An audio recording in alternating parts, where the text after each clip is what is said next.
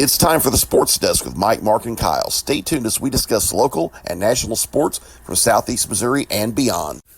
The Sports Desk with Mike, Mark, and Kyle is brought to you by Royal Retros. If you like cool throwback jerseys of defunct sports teams, Royal Retros is the place to buy. If you go to royalretros.com and you order with the code SPORTSDESK, all one word, you can get a little bit off your order. So check out Royal Retros. And now on with the Sports Desk with Mike, Mark, and Kyle.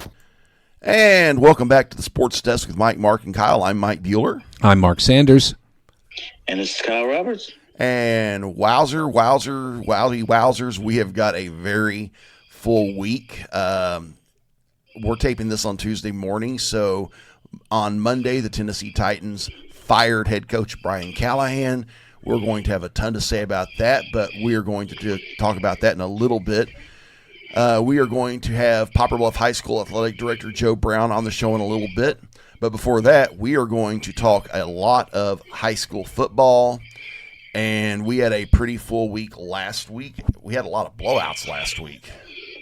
Yeah, it was not a whole lot of competitive football at the high school level happening much lately. It's we've gotten to the point in the season where it's pretty clear who is going to try to make a run deep into the playoffs and who is going to be one and done in the state quarterfinals. It's going to be interesting, and we're going to lead off with the Poplar Bluff Mules, which went over to West Plains and got beat in the final score pretty handily by the Zizzers, 41-12. It was a little closer earlier in the game, but West Plains pulled away in the second half and ended up coming away with a big win over the Mules. Other games from last week, Malden hosted New Madrid County Central, and the Eagles boat raced Malden, as everybody knew they would. Doniphan hosted Portageville for homecoming, and the Bulldogs came in and spoiled the Dons' homecoming to the tune of 53-21. Mark, I believe you were at that one. Yeah, Doniphan could not do anything against Portageville's running game. They could not tackle Portageville's runners. Antonio Hickenbottom had 155 yards on the ground with 4 rushing touchdowns. And he was the star of the game, but they had, I think, at least 3, maybe 4 other runners who scored touchdowns. And Doniphan's just going to have to get better at tackling if they want to improve in their class. Yeah, I believe that Doniphan team's also battling a few injuries right now. Yeah, they really suffered the fact that Alex Jones, their sophomore quarterback, was out. Madden Wooldridge does a good job running the ball. He's a big, strong kid, but he doesn't have the same quality arm that Jones does. Jones was battling what looked like to me like an ankle injury for much of the game, and so they were definitely handicapped in that way. Their best play is when they get the ball in space to their speedy wide receiver, Jacob Putman. And without Jones at quarterback, it's just a lot more difficult for them to make that happen. Indeed it is. Looking around at other games in the area, Dexter played Kennett for the SEMO Central Conference Championship and absolutely destroyed Kennett. Didn't just beat them, destroyed them to the tune of 57-0. At a Class 3 level, Dexter is like Jackson. Dexter is like to all of the rest of the Class 3, and I would probably say Class 4 competition that they play the way Jackson is to everyone else in Southeast Missouri. They're just head and shoulders far above the rest of the competition.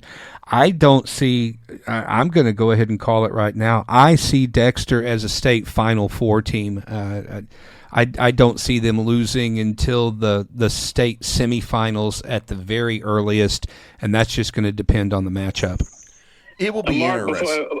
I do apologize, Mike. I got to interject just because I've seen highlights this year of Dexter just destroying people.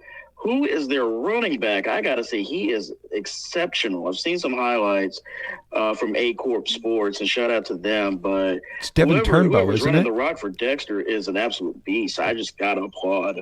Dexter's got 2 pretty legit running backs. Devin Turnbow's one. I believe he's number 3. Jason Hrvojevic is the fullback. He's 44. Both of those guys are absolute hosses, and they power that offense. They also have a really good junior quarterback in Will Geatley, who is the grandson of Three Rivers Raiders basketball legend Mark Geatley. Not spelled the way you think it is. That team is really good. Chad Jamerson has came over there and done a really good job with that program. He has turned Dexter into one of the area's top programs. That is no small achievement. Dexter's got a really big game Friday night at Park Hill Central we're going to talk about in a little bit. I want to add one more thing to Dexter. I think they really had addition by subtraction in that they had a really huge senior running back. I think his last name was Jet. Am I remembering correctly? Jet Grams. Jet Grams. Which, he was an amazing talent, but he was really the center point of their offense last season. I mean, it was just hand the ball to him and let him run through the line. And since he's graduated and moved on, I think that their offense, out of necessity, has become a lot more diverse, and as a result, they have a lot more weapons available.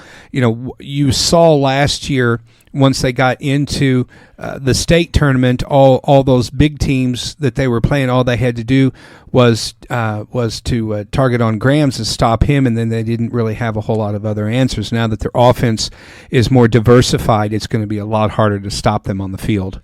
It's going to be interesting to watch. And you were talking about Jackson earlier. Well, this past Friday night, the Jackson Indians hosted Sikeston Bulldogs, and Jackson came away with another jaw-droppingly huge win, scoring 75 points against Sikeston. Here's a warning for Jackson's coaching staff and players and fans. They have it too easy. These games are not challenging. They're not going up against... And this is no criticism of the rest of our teams. I've said this before. Jackson is in a completely different class. Jackson needs to be playing teams like Nixa. Jackson needs to be playing Columbia Rockbridge, and they need to be playing these big city schools, because if the first time they see some of these big, strong programs as opponents, this is in the state tournament, they're going to fall. They have it too easy. They haven't been challenged.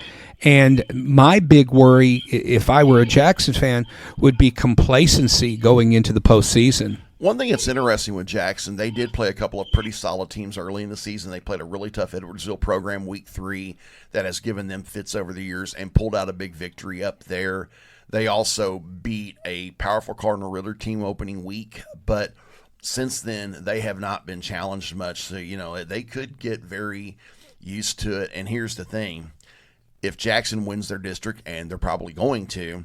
They're certainly going to. There's no question. Their quarterfinal opponent is probably going to be CBC, which is one of the absolute toughest teams in the state, if not the entire country.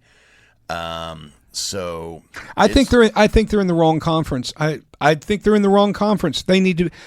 Jackson needs to be a St. Louis school. They need to be in the same conference as these big St. Louis teams if they want to be state champion. That would make sense. That would be interesting to arrange. Looking at some other games, Kelly shut out East Prairie 39-0. Farmington rallied to beat Cape Central. I believe that was 35-21. Credit to the Knights. I really thought that Cape Central was going to win that game at home. So I'm really, I just have to give props to Farmington for going on the road, because that's a team that for the past several years has lost to the Tigers. So good job. Couple of more games. Perryville beat Saxony Lutheran in a shootout, 56-42, and Caruthersville beat Hayti in another shootout, 49-40. Yeah, give Hayti credit. They've been down the past several weeks, losing games that I thought that they should have, losing games by blowouts, really. I should say, that I thought they were going to be a lot more competitive in. And Caruthersville remains undefeated, but boy, did they have a fight on their hands against the Indians. So I am really looking forward to seeing the results of the Caruthersville at Portageville game this weekend. Portageville showed, again, they showed a lot of strength against Doniphan with the running game. They got off to a slow 0-2 start, but they've gone 3-1 since that point. And of course, Caruthersville remains undefeated. So I'm really interested to see if the Bulldogs can put up a fight against the Tigers from Seaville. It's going to be interesting, and we're going to dive into this Friday's games We're going to lead off with the Kennett Indians are coming to Poplar Bluff to take on the Mules. These are two teams coming off bad losses. Kennett's got a 4-3 record, but Poplar Bluff has played a better schedule. I'm going to take the Mules in this one. Yeah, I'm not, because the Mules have not shown any evidence that they can play defense. They're giving up more than 35 points a game. Kennett's giving up too much, an average of 28, but Kennett is also scoring the same amount, an average of 27.4, while the Mules' offense has only been able to generate an average of 15 points a game. Mules are currently sitting at 1-2 at home. Their only win was against Sykeston at home. Kennett hasn't fared much better on the road, winning 1-2, but I think this is the year that Kennett comes in and beats us on Oak Grove Road. Mark Sanders picking Kennett for the upset. That's going to be interesting. As we said earlier, the Dexter Bearcats are heading to Park Hills Central. That is a big Class 3 District 1 matchup. Dexter could all but lock up the number 1 seed in the district with a win Friday night. Dexter's all they've done in the regular season the last couple of years is win, win, win. So I'm going to say once again the Bearcats are going to win this game. Yeah, they're going up against Park Hill Central. Let's take a look at the matchup. Let's see. By the way, Park Hill Central used to be known as Flat River High School. The district has changed a lot. Dexter's sitting at 7-0. Central has a 4-3 record, 2-2 record at home. Their points allowed, they've got a pretty good defense, giving up 23 points. The Dexter offense, however, has been scoring almost 48 points while only giving up an incredible 12 points a game. So Coach Jamerson has that defense as amped up as the offense is. Dexter's too much for Central. I think they're going to keep their perfect season record this weekend. I think so, too, and I'm going to talk a little bit about one of the more intriguing matchups of the week Friday night. The Doniphan Dons are hosting the Granite City Warriors out of the Metro East. This is a really weird matchup for many reasons. Granite City would probably be a Class 6 school if they were in Missouri. However, the Warriors have been one of the worst teams in the entire state of Illinois the last few years. They are on a 30-game losing streak. They have not won a game since September of 2022. They have been outscored 376-47 this year. Wait, they've only scored 47 total points this season? In 7 games. Oh, my goodness. Yeah, Granite City is possibly the worst big school in the state of Illinois, or at least they're right down there. That's almost inexplicable. I have a hard time even comprehending how that's possible. Yeah, it's going to be interesting. I mean, they've been playing, I think every game they've lost this year, I think they have been mercy ruled. I mean, I think every time they've lost this year, it's been, the average has been like 54-7. Do you have access to the roster? Do they have a full contingent of players, or are they playing like 8 kids out there in 11-man football? I don't know if I have access to an accurate roster. I think they have a decent size roster, but not for a school their size. But here's the thing: even though Granite City is a bad big school in Illinois, they are playing a small Missouri school in Doniphan, which is a Class 3 school. The Dons have struggled the last couple of weeks. This is going to be a very interesting matchup. I think your roster's up there. Mark is on Max Preps. 32 players. So yeah, which is kind of small for a large school. Yeah. Having said that, I think it's going to be an interesting game because Doniphan has had a really nice resurgence year. A win Friday night would get them their 4th win, which would be a big boost for the program. I think it's been probably since the 1970s since they've won that many games.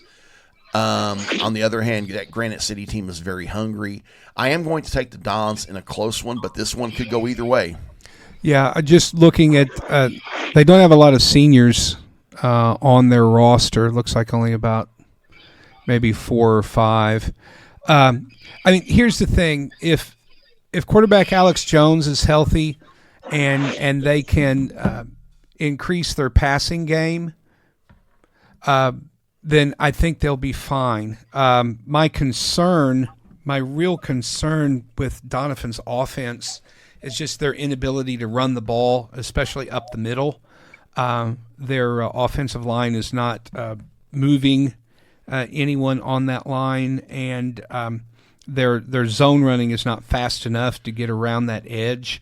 I mean, I have no experience as a high school football coach. I'm just some clown who talks about sports on the internet. But in case anyone cares about my opinion, I mean, I would put the ball in the air just all day long if I were Doniphan. But I'm not. I'm not their coaches. Their coaches know more than I do. They know more about football and they know what they're doing. But my opinion is, it's like, if Jones is healthy, throw the ball. Just get the ball to Putman and let him run it down the field, because he can't be caught. It's like one of the highlights of an ugly loss to Portageville was Putman did one of those Andrew Van Ginkel pick sixes where he just snatched the ball at the line, and I mean, he was gone for the end zone before Portageville even knew what was happening. Just totally outran everybody. So yeah, I would do everything that I could to get the ball to him. And in one of the premier matchups of the week, Caruthersville is heading to Portageville. Caruthersville's looked really good this year. I am going to take the Tigers on the road, but Portageville, I don't think is going to lay down for them. Oh, no, I think this is going to be a really competitive game. I want to pull this up on Misha. Of course, Caruthersville's not undefeated. They are 6-1. I think I'd mentioned earlier that I thought that they were undefeated. Let's take a look at who they've played. Let's see, they beat St. Pius X of Festus to open the season. By the way, these you had talked about how Jackson had played a couple of big schools the first two games of the season. I don't think those early season matchups are really indicative, especially the first game. It's like, you haven't played a competitive football game because there is no preseason in high school. It's really the first time that you've had your team out there playing live ball. So the first couple of weeks, I think can often be a throwaway. Okay, so let's look at the records of the teams that Caruthersville has beaten. St. Pius is 4-3. That's comparable to Portageville's record, and that was a 33-25 win, so a one-score win. Malden, not worth talking about. Duquesne is 1-6. That was a big win for them. Sykeston's 1-6, another big win for them. Their one loss is to an undefeated Valley Catholic team. They lost that game by 10 points. Now, they did beat Scott City, also playing with Chaffee, who has a 5-2 record. That was a 21-10 win. But then they allowed a 2-5 Hayti team, who's been embarrassed the two previous weeks, to score 40 points against them. Of course, they put up 49. So, tail of the tape, if we take a look at Portageville, who's sitting at 4-3, we see that, again, like I said, they opened the season with a couple of bad losses, first to Kennett and then to Hayti. And I covered that game that they played against Hayti, and that was a mistake-filled game with lots of turnovers. They couldn't hold on to the ball. And then their first win was by forfeit. And then they lost to Scott City with Chaffee, and then consecutive wins over Charleston, Malden, and Doniphan. So just looking at the tail of the tape, I think it's going to be a close game. I think you could probably give Caruthersville, let's say, a 5-point edge. I can see that. Yeah, but it's not beyond the realm of possibility, especially if Portageville plays as well as they did last week against Doniphan. I think the Tigers are going to have their hands full on the road, and it is homecoming, so you know that the Bulldogs team is going to be fired up. It's going to be an interesting one. Looking at some other interesting matchups in the area, just going to before we go to our lightning round, one matchup that I think is really interesting: Saxony Lutheran is hosting Massac County out of Metropolis, Illinois. Metropolis basically is like North Paducah because it's right across the Ohio River from Paducah, Kentucky. This is going to be an interesting matchup. Massac County is 3-4 on the year. And according to the way the Illinois playoffs are set up, the Massac County Patriots need to win out to have a chance to make the postseason over there. Saxony Lutherans 2-4 coming in. It's going to be an interesting game, but I think Massac County and their wishbone offense has a little more to play for. I think they've had a little better year. I'm going to take the Patriots in this one. I'm going to defer to that because I know nothing about either one of these teams, and the fact that you do is astounding to me. Going to our lightning round, Charleston at East Prairie. Mark, you're going to be at that one. I'm taking Charleston in this one. Charleston's going to win this game, yes. Farmington is at Festus in a battle of strong teams that I think are or were state ranked at one point. I'm taking Farmington. This one could go either way. Well, the fact that Farmington went on the road and beat Cape Central says a lot for me. I'm going to throw out their loss to Jackson. That one doesn't count, so let's go with Farmington. Live for Life at Cape Central. This is going to be an interesting game. Live for Life is the team that knocked Dexter out of the playoffs last season. This could go either way, but I think Live for Life may be a little bit down this year. I'm going to take Cape Central at home.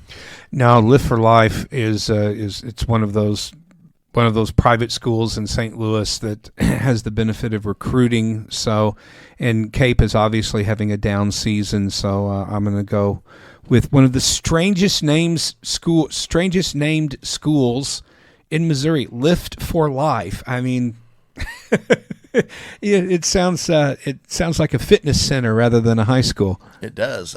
Kelly is hosting Lutheran St. Charles. This Lutheran St. Charles team has had a really down year. I'm going to take Kelly at home. No, Lutheran's going to win that game, I think. Kelly's just not been scoring a lot of points this season, so it'll be interesting. Miller Career Academies at Jackson. Jackson, duh.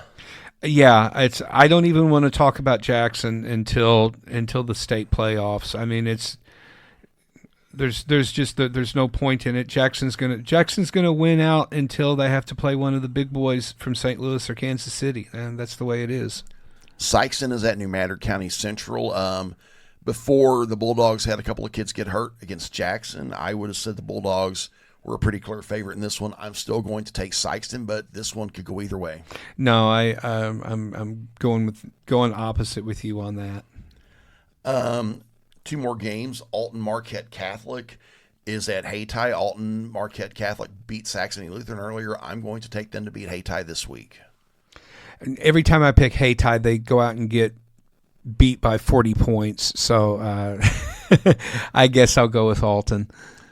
And the final game on our schedule this week, Malden is at Veritas Christian Academy in a battle of two teams that have struggled this year.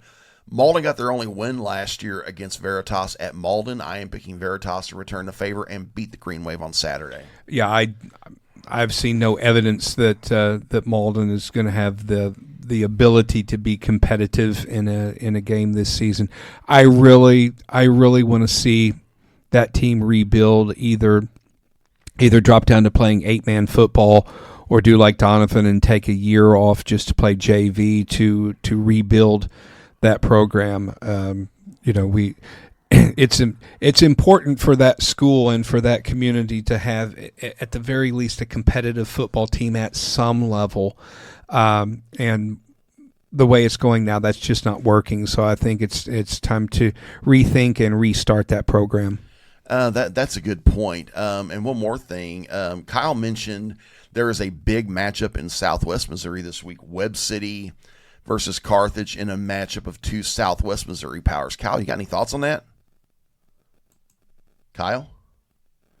Yeah, I'm going to come. Yeah, I got a few thoughts, but also at the same time, if you guys don't mind, I'd like to chime in on one of the biggest games out here in the 4 states in the Ozarks this weekend, this Friday night. The battle for Jasper County, 7-1 Carthage versus 5-2 Webb City. The one thing these teams have in common this year is that they both lost to Nixa. But then again, everyone does. Webb City's had a big rebound year from last year. They finished 6-7 last year, which by Webb City standard, that might as well be what your Titans are doing this year, Mike. Boy, it was bad, but they've rebounded nicely. Got a 55-0 win over Willard last week, who is they're a really rough team. they filled about 35 players. So that was basically a squash, but it's a huge rivalry. I kind of equated to Poplar Bluff Twin Rivers, if you guys get the gist.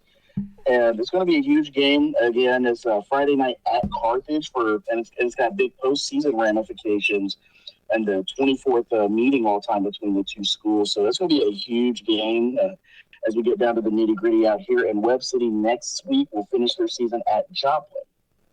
That's going to be a good one, too. And on that note, we are going to take a break. When we come back, we are hoping to have Poplar Bluff High School Athletic Director Joe Brown with us here on the Sports Desk with Mike, Mark, and Kyle. This is Three Rivers men's basketball coach Robert Kirby, and you are listening to the Sports Desk with Mike, Mark, and Kyle. And welcome back to the Sports Desk. I'm Mike Bueller, and I am joined right now by Poplar Bluff High School Athletic Director Joe Brown. Coach Brown, welcome to the Sports Desk. Oh, thank you for having me, Mike. It's a pleasure to be here. Coach, tell me a little bit about your background. I know you've got a lot of St. Louis roots, and I think it's pretty cool you're bringing that dimension to Southeast Missouri. Tell me a little bit about that. Yeah, I'm a transplanted South Side Chicago guy. Came to St. Louis 28 years ago, actually, and had been there for a long time. Spent a lot of my time in North County, some other areas around St. Louis, a few of the private schools as well. It's just been a great experience coming out to Poplar Bluff and trying to build something and help build on the legacy in the community here. Cool deal. If I'm correct, you were the head football coach at McClure North for a few years. Tell me about that. Yes, sir. Actually, I was at McClure North for about 14 years as an assistant, defensive coordinator, offensive defensive line coach under Jim Schott-Mueller, Hall of Famer, amazing coach, Cool. Great program. And then I was the head coach there. Went on to be the defensive coordinator at Luther North. We won a state championship in 2019. Cool. And then also at Hazelwood East the last 3 years. We had quite a bit of success there as well. Yeah, Hazelwood East. Listeners, Hazelwood East is a tradition-rich program in North St. Louis County. I believe they've won 3 state titles. Had a legendary coach named Rick Grzinski. The football field up there is named after Coach Grzinski now.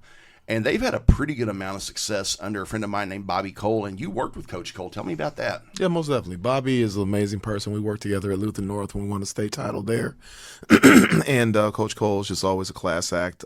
He's just someone who's always trying to get better in his craft, and just a good person as well, good family man. And I was fortunate enough to be his defensive coordinator. He kind of pulled me out of retirement to be his defensive coordinator the last 3 years, and we've had a lot of success. I believe we went 26-7 in those 3 years. Nice. So we did a great job. Our defense was pretty elite, averaging under 10 points a game, and Bobby's just a great guy. And they've continued that this year. They're having a lot of success this year, and hopefully they'll be able to bring home a state title this year. Good deal. And you started here in Poplar Bluff, I believe, July 1st, right? Yes, sir. I most definitely did. July 1st, so I hit the ground running. A lot of, physicals and that kind of thing, getting to know the coaches, community, getting around with different sponsorships with people, and just getting to know the community. Cool deal. What's it been like so far? Tell me more about that. I think that, the community has been great. It's been very receptive and very welcoming. I think that was the part that drew me here. I have been in St. Louis for 28 years. I had the opportunity to go to a couple different locations, either stay in St. Louis or had an opportunity out in Kansas City. And then my opportunity here just felt very welcoming, and it felt very warm, and it felt like someplace I could definitely put in my roots since my daughter was going off to college. So I'm an empty nester. So definitely, and she's at Missouri State in Springfield. So it's just been a great situation here, and I've been learning a lot and getting to meet a lot of great people. Cool deal. What are some things you want to see happen with Poplar Bluff Athletics over the next few years? Well, I think short term, I want us to definitely be competitive in all we do. And also the reputation of everybody building their brand, but also having a style of play in every sport.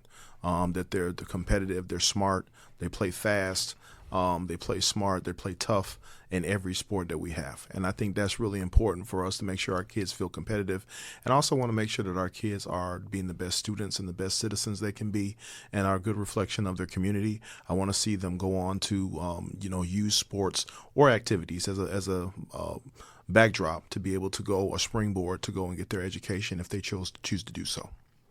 Cool deal. Trying to think here. What are the things you like most about Poplar Bluff thus far? It's been kind of funny because I told people, I said, man, do you guys have any grocery stores? Because you have a lot of fast food places.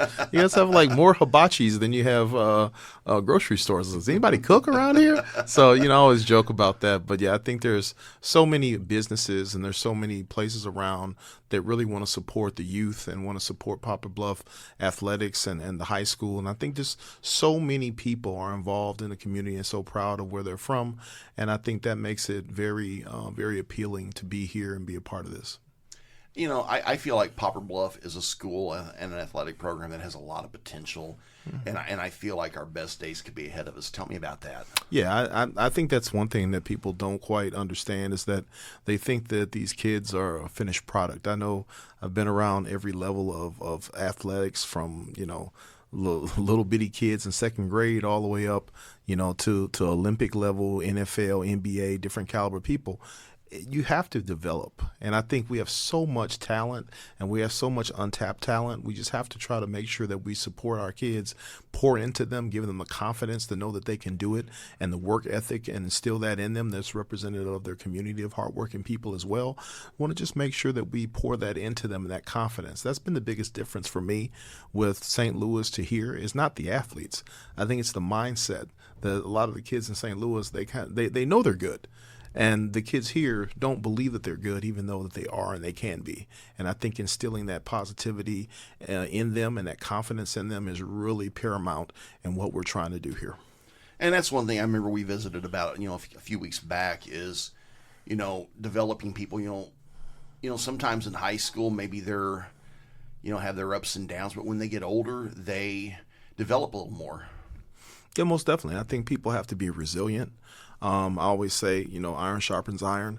I want to make sure that people are challenged, but they're also supported as well. And I think that's one thing is I always say, especially as a coach for years and years, 28 years as a coach, I said, don't ever tell me what people can't do. Tell me about what they can do.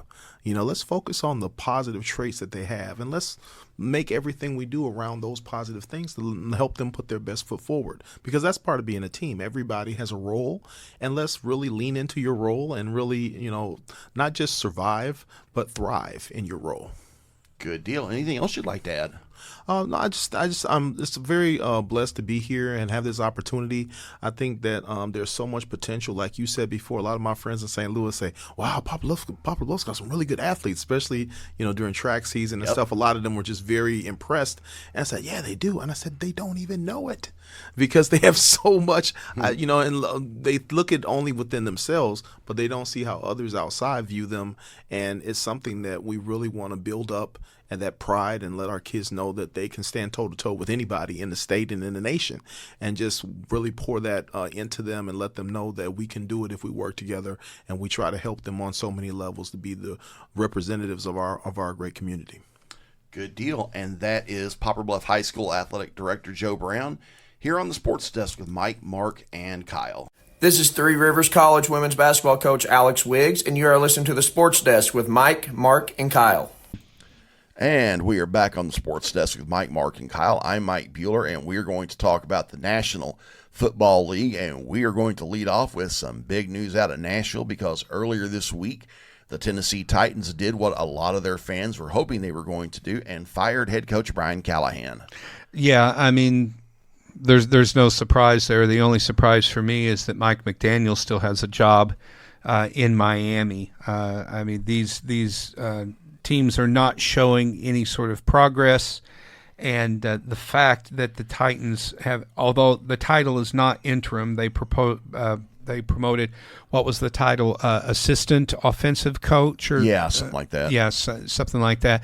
So they're going to try to maintain that developmental continuity with Cam Ward, but I mean, unless they go on a tear and win 8 games the rest of the season, I can't really see this guy holding that job. I think they'll try to find a bigger name, and one that we've already mentioned, I think, obviously, is Mike McCarthy, formerly of Green Bay and Dallas, and he is just currently sitting on the couch right now. So, I mean, I would go ahead and line him up for next season right now. If I was the GM in Tennessee, I would already have McCarthy's agent on the phone. I think that would be a good idea. Ironically, a friend of ours named Scott Borkran disagrees with that. He says we need a 30-year-old coordinator. It's like we did that last time. He ended up being a bust. And by the way, the guy that is taking the reins for the rest of the season in all likelihood is Mike McCoy, who used to be the head coach of the San Diego Chargers, did get them to the playoffs his first year there back in 2013.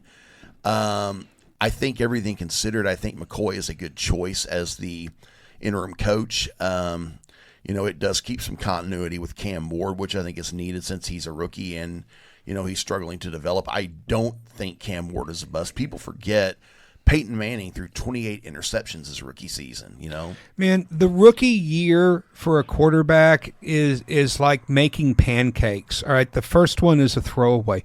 You cannot count a rookie's first season. Even look back at last year. Drake May was mostly terrible.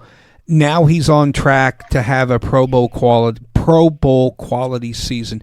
Jaden Daniels was up and down. Now the second half of his season, he really showed some remarkable skills. But you know what? A lot of his success came from what he did with his legs, his running ability. Well, what did his running ability do? Here, if this isn't an RG3 flashback for DC football fans, I mean, Daniels goes down for 3-4 games with a knee injury right at the beginning of the season. It's like there's a reason why running quarterbacks don't last that long in the NFL. Their bodies just can't take that much punishment. Bo Nix, who again, got Denver to the playoffs, but Bo Nix looked absolutely atrocious for the first part of the season. And I have to admit, for the Vikings, J.J. McCarthy was not what we hoped he would be right out of the gate because he looks like a rookie in the NFL, okay?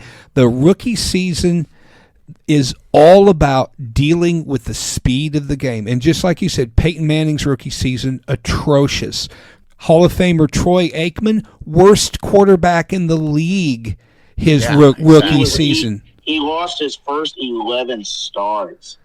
Badly. He looked terrible out there. I mean, it's like you just have to expect. If you're starting a rookie quarterback, regardless of the quality of the rest of your roster, you are probably not going to have a winning season. And if you do, just count that as gravy. Exactly. And I'm going to lead in. That's going to lead us into our NFL picks. The aforementioned Tennessee Titans are hosting the New England Patriots in an intriguing matchup, not only because we fired our head coach, but because the Titans' former head coach from before Brian Callahan, Mike Vrabel, is leading the New England Patriots back to Nashville. Vrabel's got a lot of motivation to not only win this game, but to absolutely embarrass the Titans, and I am going to say he's going to do just that. I think that New England, in all likelihood, is going to win this game as bad as they want. I would not be surprised for the Patriots to hang 50 on us. Well, I don't think it's going to be that bad, but I would say the only thing intriguing about this is how many touchdown passes Drake May is going to have. The Titans are not going to be competitive against the Patriots, especially the way the Patriots are playing. And by the way, the Patriots are currently sitting in first place in the AFC East with a 4-2 record, thanks to Buffalo's loss on the road to Atlanta. It just, I know Atlanta has talent, but I mean, once again, Buffalo fails to live up to the hype. Everyone at the beginning of the season, myself included, was like, this may be the year where Buffalo finally gets over the top. And you know what? They just looked like a bunch of guys last night. They didn't. There's nothing special about the way that any of those players played at Atlanta. Atlanta had control of that game from the beginning. So, New England was my dark horse pick to go to the playoffs this year, and right now they're in the driver's seat in the AFC East, led by a head coach who knows how to win in the playoffs. He does. So, I hate to, and the thing of it is, with that lineup that they have in New England, Vrabel's a really likable guy. I think Drake May is a likable leader. I mean, it's like I hate to say this, but it's like, is it okay to like the Patriots? I mean, I spent the past 20 years hating them and wishing that the ground in Boston would open up and swallow them. So, Kyle? Now, you know what? It is weird to sit there and say, yeah, I like the Patriots, but Vrabel and Mike, you can vouch. He's a very likable guy.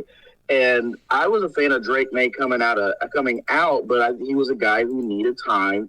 Right now, he's got 10 touchdowns to 2 interceptions. He has an excellent quarterback or touchdown to interception ratio. His QBR is on point. Looked fantastic against the Saints. And take that for what you will. That's still a solid road win. New England's got momentum, and Buffalo crapped themselves Monday night. But I'll also give a lot of credit to the Atlanta Falcons because not everybody knows this. The Atlanta Falcons have the number 2 ranked offense and total defense and sack total in the National Football League right now. Nobody stood out as the undisputed best team in the league so far in this first leg of the season. You keep an eye out for the Falcons on an aside. But, yeah, Mike, 17 points. I'm going 31-14 New England. You're being generous. I think that's very optimistic. Before the New England Patriots go into Nashville and blow out the Titans, Kyle's St. Louis Rams are going to be in jolly old England to play the Jacksonville Jaguars. This is going to be a really nice matchup. The Jacksonville Jaguars have been a really nice surprise this year. They're 4-2. They're the one team in the AFC South that could challenge the Colts. I'm going to take Jacksonville in this one only because I don't know if the Rams are going to have Puka Nacua Sunday. But Mark and Kyle, I'm going to let you give your thoughts. Kyle? Well, first and foremost, for I think the 4th time this season, you've called them the St. Louis Rams. I do miss them out here. I digress. Here's why I don't like picking against us. I'm going to go with my guys on my gut. But my brain clearly says Jacksonville for 2 reasons. We don't know the status of Puka Nacua.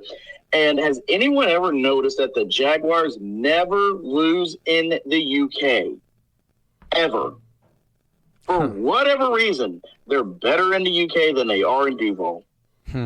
That's interesting. I'm going against you both. I'm going with the Rams just because I have to have a good game for Matthew Stafford for my fantasy team. It's just he's absolutely killing me. But he was the best quarterback that I could pick up off the waiver wire after Lamar Jackson got hurt. I can't go with Jacksonville because they coughed up a Jaguar-sized fur ball against the Seattle Seahawks at home last year. I mean, that was the game that the Jags should have won. They only scored 12 points. And if you're talking about hiring a young coordinator, that's what Jacksonville's done with Liam Cohen.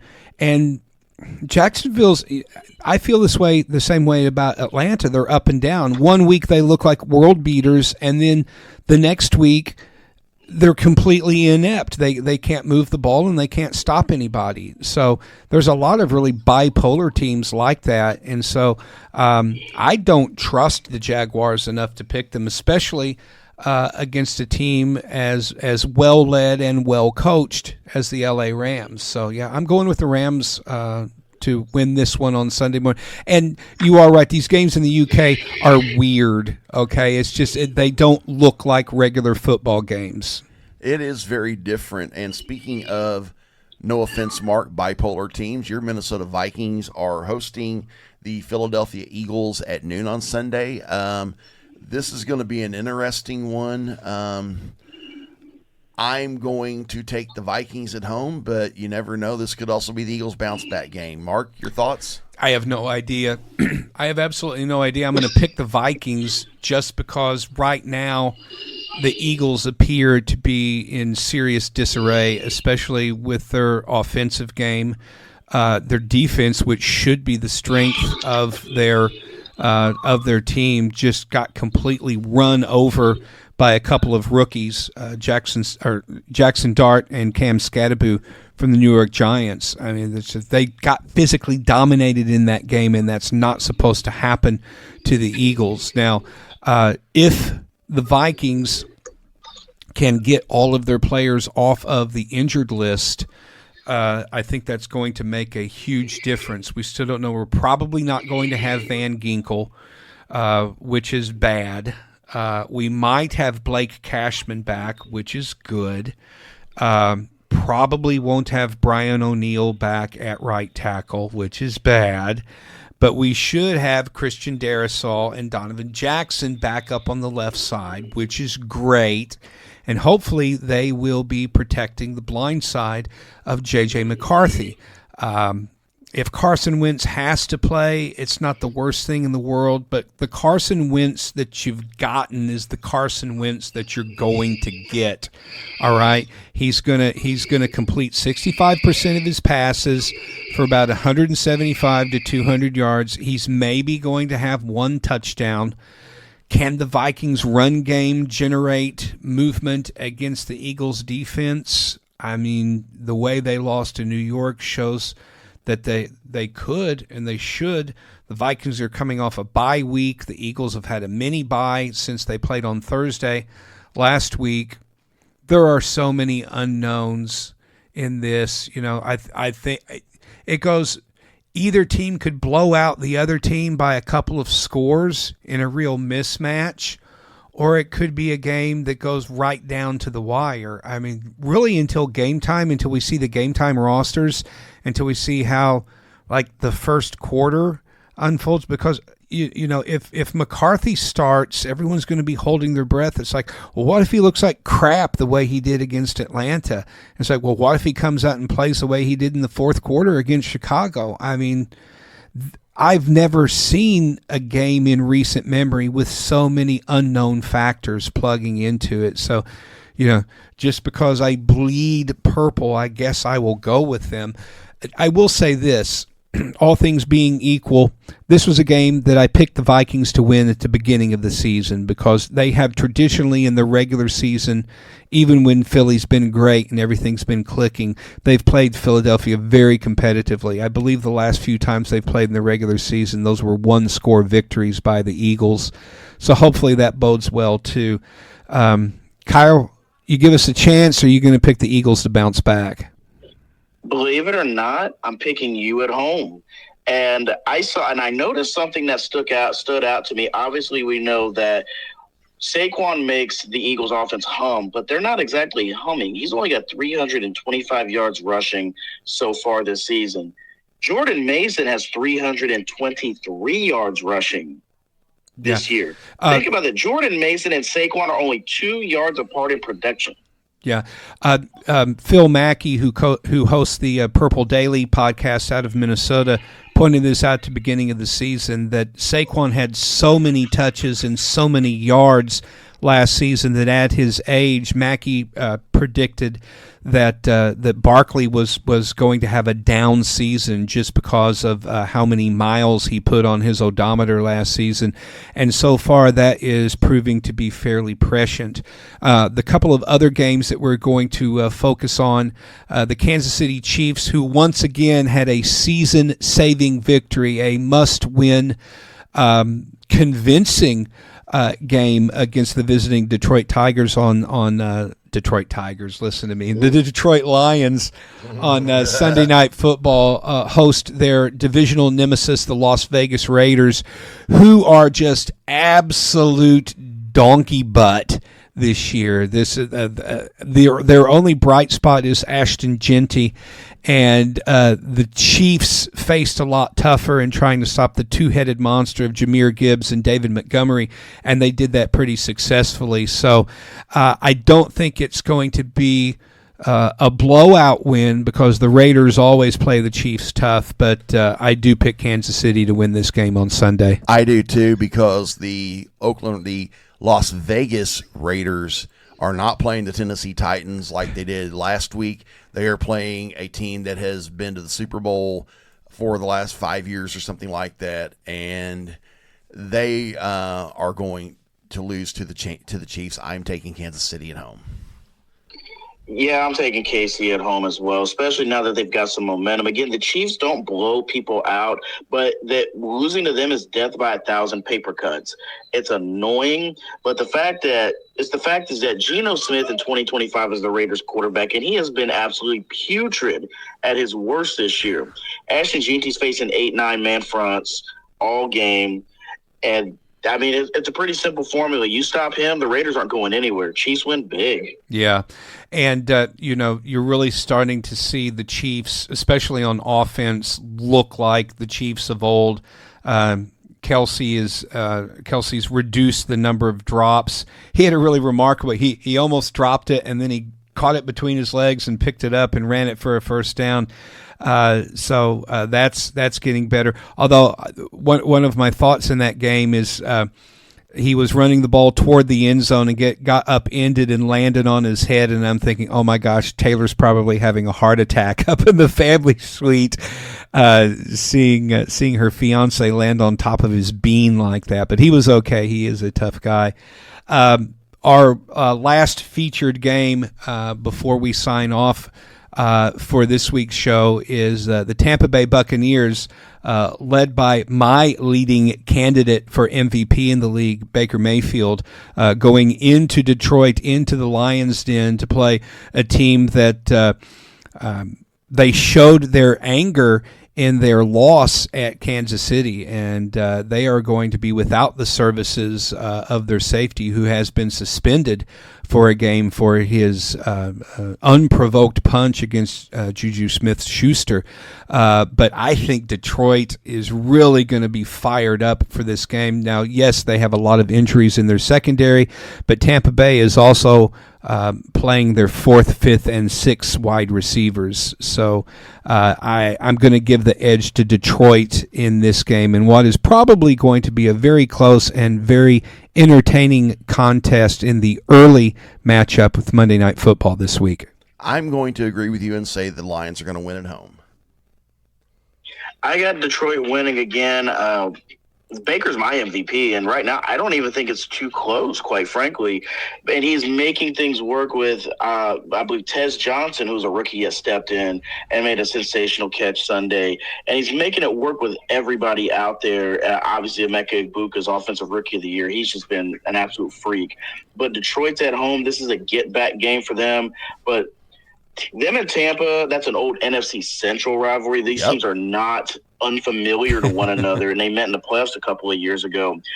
I would not be surprised if this is a one possession down to the wire white knuckle game. I think it's going to be the best game of the week. But I got Detroit at home in a close one. Yeah, it's going to be a good one. And Mark, have you got one more you want to pick or no? Well, I'm just kind of looking through my pigskin picks just to say Houston's going to be at Seattle. That's the late Monday night game. That's out in Seattle. Atlanta travels to San Francisco, who evidently you can put all of their players through a meat grinder and they just keep winning no matter what. The Packers are at Arizona. Arizona showed a lot of life against Indianapolis in a loss. I will say this, Washington's going to Dallas, and even though Dallas has no defense whatsoever to speak of, their offense has been almost unstoppable. So I think Dallas beats Washington at home. As bad as it feels to pick the Cowboys, I don't think that the Commanders are as good as they were last season, so I'm going to give Dallas the edge in that. I've got Indy going into L.A. to beat the Chargers. Hey, let's throw this one around real quick. We've still got a couple of minutes. The Giants are traveling to Denver be a good one to play the Broncos. So does the Giants' rookie magic continue? That's a good question. I like that one. Mike, what do you think? I like that matchup. I'm going to take the Broncos at home, but this could go either way.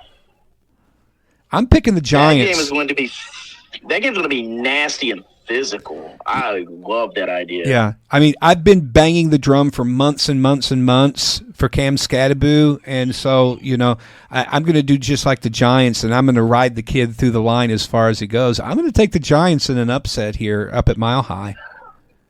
Wow. Who had the New York Giants wowing people on the bingo card in the first quarter of the year? I'm telling you, when they drafted Scadaboo, I was furious. I was furious first at the Vikings for not taking him when they had the opportunity. I was furious at the time to see him go to a really terrible Giants team. But you know what? At this point, if they continue to win, even if they continue to lose competitively, I think Brian Daboll has saved his job, or maybe more to say that Dart and Scadaboo have saved Daboll's job this season. No question, because he was on the chopping block. Absolutely. Indeed. And that's our show for this week. We will be back next week to talk a lot more football, and you never know, we may have a really cool guest lineup. We're still working on that. Oh, and don't forget, hockey season has started, and the Blues are currently sitting at what, Kyle? 2-1 now. 2-1. They just picked up a 4-2 win on the road at the Vancouver Canucks.